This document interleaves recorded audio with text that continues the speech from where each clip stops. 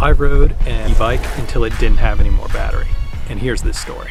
Welcome to the Epic Electric #2. Alex and I, along with my buddy Ludo, we wanted to do a maximum range test.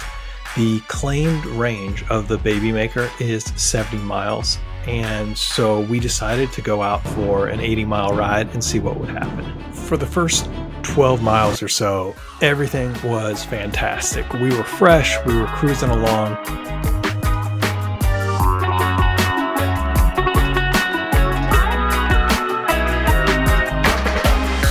Now, we have made a few tweaks to get the most performance out of our bikes. We've got our own aftermarket pedals, tires, and saddles on the bikes. But other than that, everything else is stock.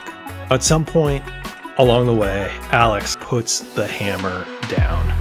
Anybody who says that an e-bike is cheating or easy or isn't a workout, I invite you to do an e-bike ride with Alex. For a point of comparison, the goal of an Orange Theory workout is 12 minutes with your heart rate in zone 4 or 5.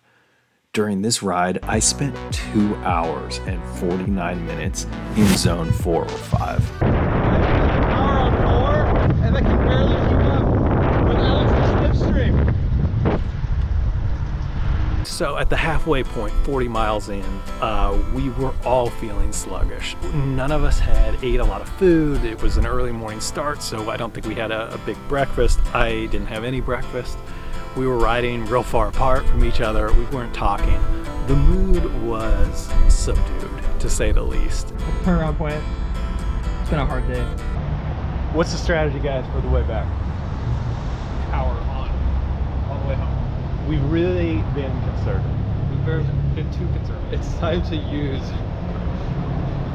what we've been saving up. I'm a fan of the Babymaker. It's got sporty geometry, it's sleek, it's lightweight. All in all, it's just a fun bike.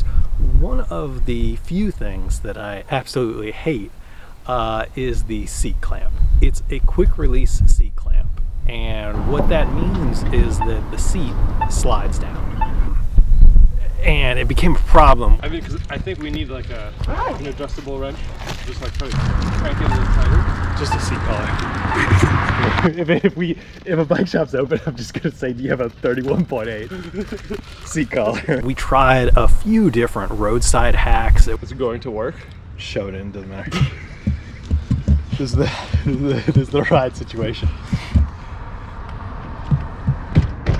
Eventually, we finally found a bike shop that had just opened, and we used his tools to clamp it on so hard that it nearly snapped it, but it did solve the problem for this ride. San Diego to LA is split by a military base, Camp Pendleton, and in the old days, you could show your driver's license, a civilian driver's license, and they would just let you through. The world has changed, but the solution is that for a short freeway section, bikes are allowed on the shoulder. Ludo and me are on the far right side. We are trying to stay as far away from the semi-trucks as possible. Meanwhile, Alex, in his youthful exuberance, is on the far left side, as close to the semi-trucks as possible, with the theory being that he's getting swept up in the wind as they pass by. I can't knock it too much. I will say, when I was his age, I was probably the same way, and I'm realizing in all of those years, what has changed with me is that I now ride 3 feet to the right. The battery was beginning to feel the mileage, and at mile 72, my battery died. Alex's and Ludo's battery died within the next couple of miles, and then we all limped back in the final few miles. My bike has died. That's it? That's it.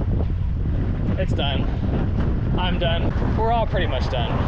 Basically, this was the perfect distance. This was the perfect distance. The battery and the Babymaker really performed as expected. We chose to ride at the higher power output, which means less mileage, and we got more or less 35 miles out of it. But on the flip side, the Babymaker is a bike that you can pedal without power. We ended up doing it 45 miles.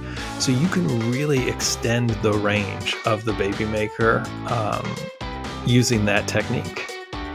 It was a fun and another tiring ride. Thanks for watching the Epic Electric. We'll see you next time.